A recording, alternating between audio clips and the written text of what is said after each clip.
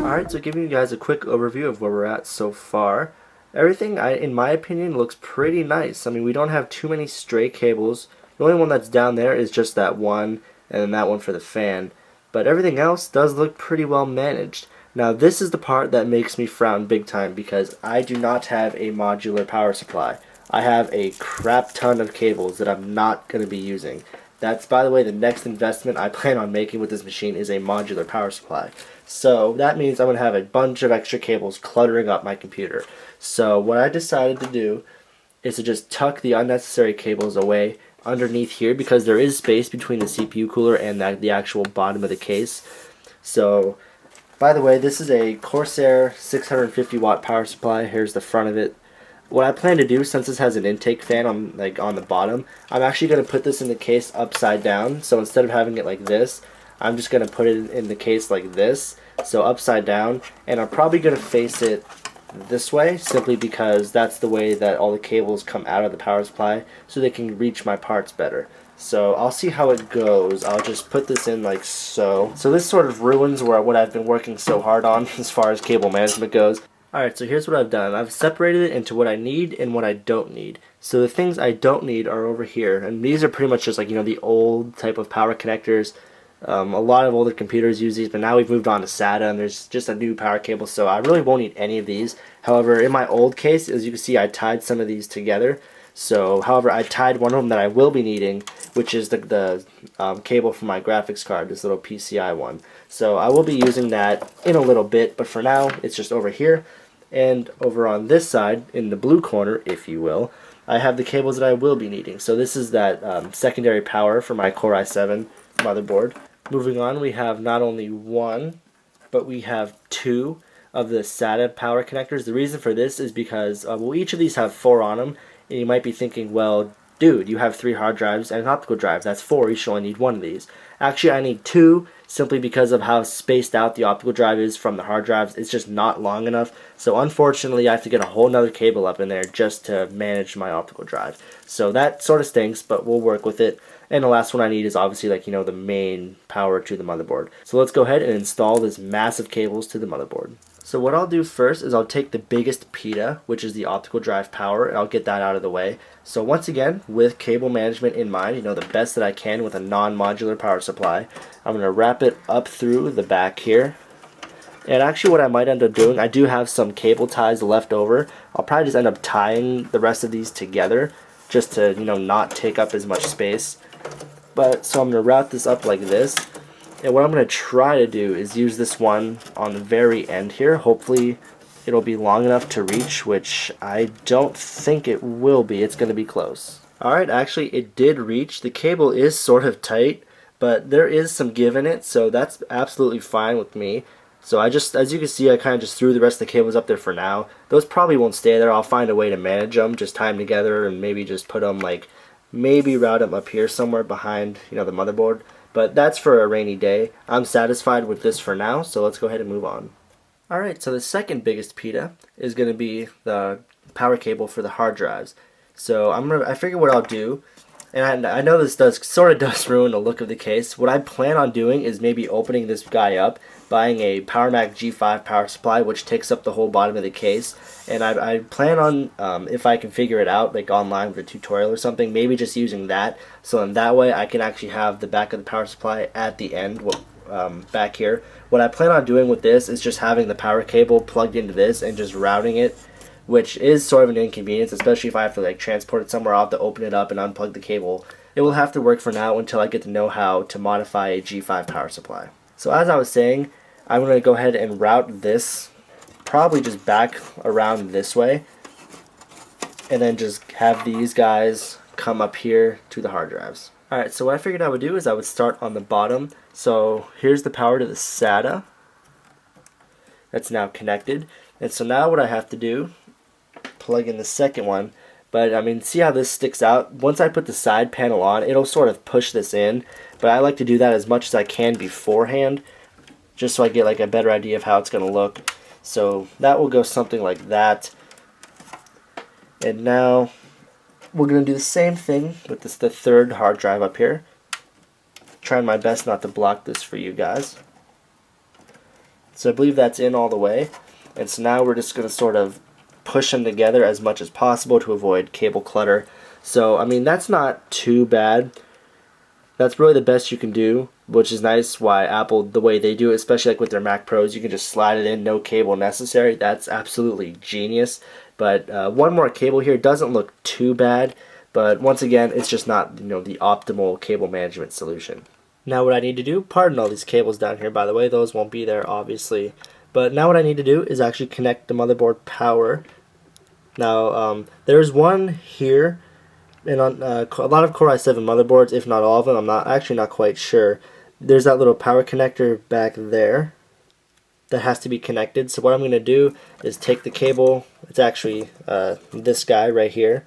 And now, as you can see, there's like 2 4-pins. I only need 4 of the 8. I don't need both those in. Actually, I don't think it'll even boot if you do that. So I'm going to take these from the power supply and underneath my CPU cooler and plug them in back there. Alright, so that cable is now in place back behind the CPU cooler. Hopefully it focuses on the right thing. And if you can see that, 4 out of the 8 pins are occupied by the cable. Alright, so next up is the main power connector, and that will be going right there behind this cable on the motherboard. And so the cable for that is the biggest one of them all. Right here, I believe it's a 24 pin. So in order to route this the right way, I suppose, the best way to do it, since this is a pretty long cable, is I'm just going to like tuck it back behind there, where all my other cables are anyway. That's where they're definitely like the most out of sight. And so now from there I only have this much to deal with, which makes cable management worlds easier and worlds nicer. Sorry for the shaky camera, I'm tightening the tripod. But so what I'm going to do is simply take this back behind this wire. Hopefully you guys can see that. And I'm going to simply give it some pressure. And the power connector is now in. Now I'm going to take any unnecessary length of cable here and try to tuck it away as best as I can. And also I want to say in the future, if I can't figure out the power supply mod, what I plan on doing is just taking some Velcro and just sticking it to the bottom of the case, sticking it to the bottom of the power supply, and just Velcroing it like right around here somewhere.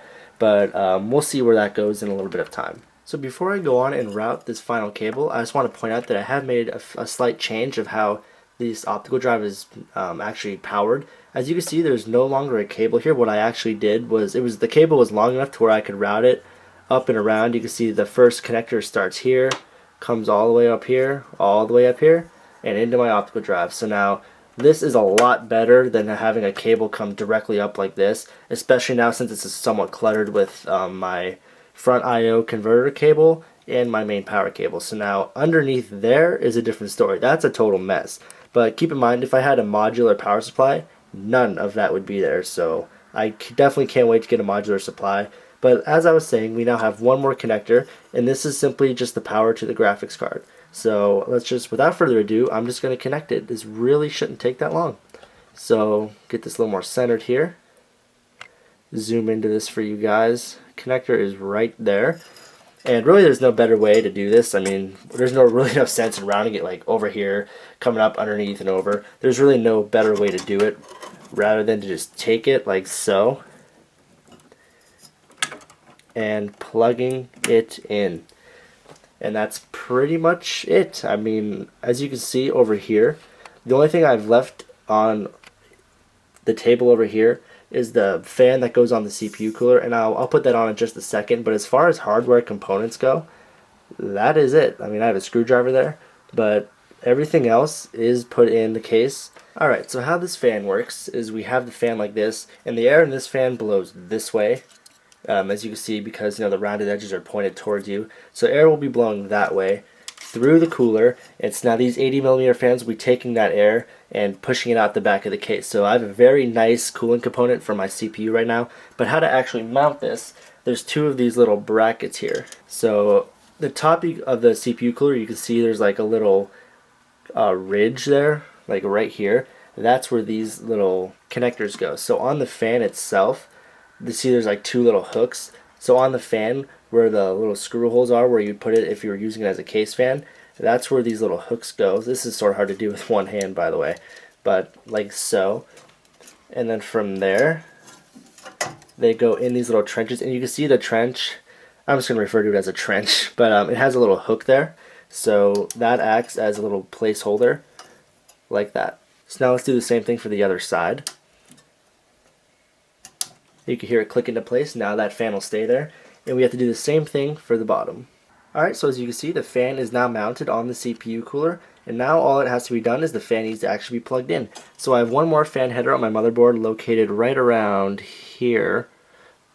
Doubt you'll be able to see that as it's kind of dark in the case, but it is right in. I'm not lying to you guys, so it's right here. I'm just gonna plug this in just real quick.